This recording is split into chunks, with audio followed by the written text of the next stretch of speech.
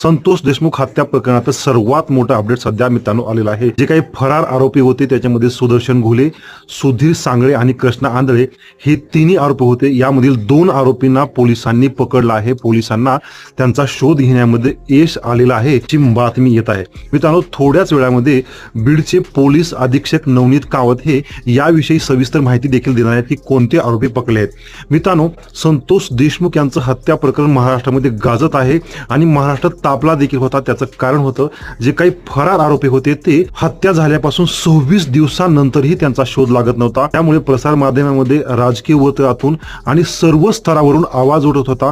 मस्साजोगमध्ये तेथील ग्रामस्थांनी जलसमाधी आंदोलन देखील केलं होतं। त्या आंदोलनामध्ये नवनीत कावत यांनी ग्वाही दिली होती की पुढील 10 दिवसांमध्ये किंवा 8 दिवसांमध्ये आम्ही फरार आरोपीला नक्कीच लवकरात लवकर शोधून काढू। मित्रांनो त्याच धर्तीवर या तीन फरार